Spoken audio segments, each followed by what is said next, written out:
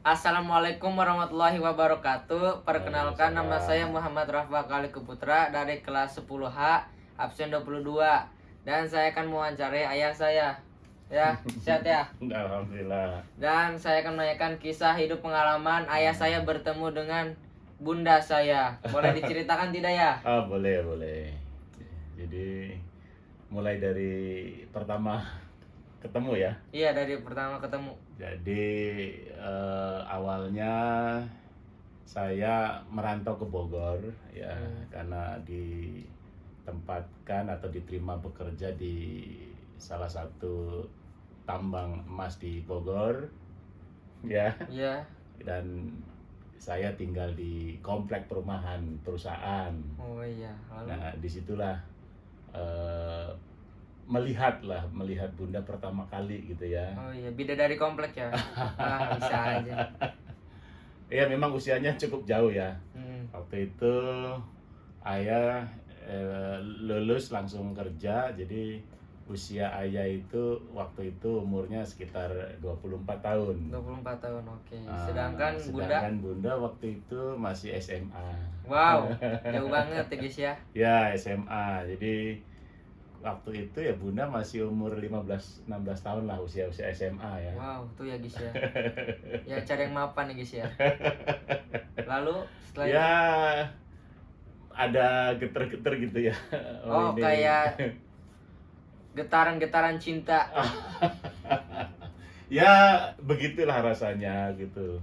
Hmm, Penasaran untuk mengetahui lebih Mengetahui. jauh lah, lebih kenal, karena memang beda usia yang cukup jauh, jadi memang pendekatannya juga tidak mudah ya. Sedikit canggung ya.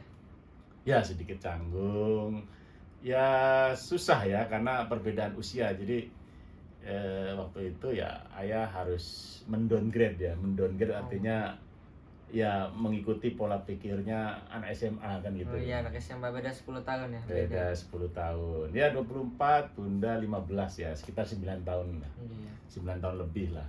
Satu SMA berarti ya, seperti sekarang. Enggak satu SMA lah. Kan ayah orang Cirebon. Bunda.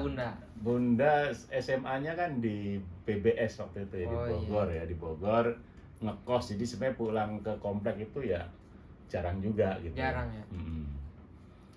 Ya terus pengen cari tahu ya, kebetulan kakaknya bundanya Rafa kan juga kerja di Pongkor. kantor yang sama ya, Pongkor ya. Jadi ya dari situlah nanya-nanya lah gitu ya, ke kakaknya dulu kan gitu ya. Iya.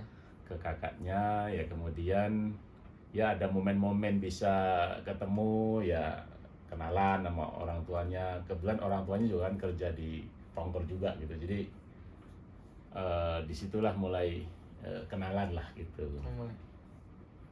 Ya disabarin aja. Butuh proses untuk mendapat bidadari. Oke. Tidak semudah itu Ferguson. Lalu setelah itu bagaimana proses dalam mendekati bidadari, yaitu si bunda? Ya kadang main gitu ya, kalau pas bundanya pulang ke Parengpeng ya, ke rumah dinas, maksudnya di komplek perumahan ya. Iya. Ya kadang dicuekin, ya biasa lah kan, perbedaan umurnya kan Iya. cukup jauh ya. Tapi disabarin aja lah, sabar. Kemudian pelan-pelan deketin ibunya gitu ya. Kalau bapaknya kan orang tuanya kan karena kerja satu kantor gitu ya, jadi ya agak canggung juga ya, karena Iya. ibaratnya teman kantor kan gitu ya. Setuju. Jadi nah yang deket sih sebenarnya dengan kakaknya ibunya Bunda. Kakaknya ibunya. Oke. Jadi kebetulan kakaknya ibunya Bunda itu punya pekerjaan di gunung gitu ya, di Gunung Pongkor, dan saya di situ sering ngobrol. Jadi Pak Ende namanya ya, Pak Ende itu yang banyak menjembatani komunikasi antara saya dengan Penghubung ya? orang tua, khususnya ke ibu ya waktu itu ya. Ibu mertua lah, kalau sekarang udah jadi Oh mertua iya, ya, ibu mertua sekarang. Jadi Pak Haji Ende namanya, Pak Haji Ende itulah yang berusaha menjelaskan bahwa ya saya ini serius lah, bukan untuk main-main gitu. Nah, jadi ya main, tapi ya namanya usianya jauh ya, jadi kadang ya dicuekin, ya biasa lah kan gitu ya.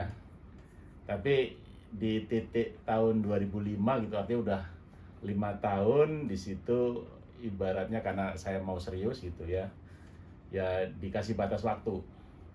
Jadi kalau 2005 tidak mau untuk diajak nikah, ya udah. Kesempatannya Artinya hilang. Kesempatannya hilang, artinya kita ya pisah gitu kan. Dan tidak ada saya. Akhirnya ya itu dari Pak Haji Ende, kakaknya ibu mertua saya itu yang terus menjelaskan gitu ya.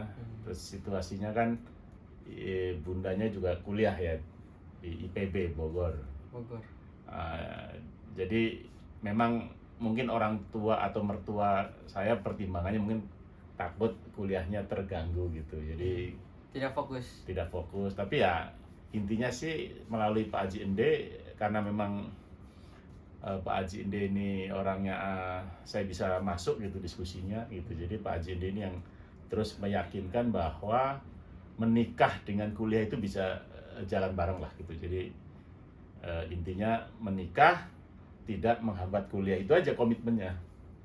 Jadi seirama gitu kuliah dengan menikah. Iya, boleh aja gitu. Artinya kita saling support lah gitu. Bukan berarti nikah terus saya melarang istri untuk kuliah, enggak juga. Jadi nikah ya terus kuliah jalan juga gitu. Oke. Lalu setelah itu menikahnya tanggal berapa? Wah, tanggal 19 September 2005. Oke, dicatat ya. Gitu karena itu Valentine untuk keluarga kita ya guys ya. Oke. Jadi intinya cowok itu butuh effort, bukan cuma omongan. Sekian wawancara dari saya. Wassalamualaikum warahmatullahi wabarakatuh. Waalaikumsalam.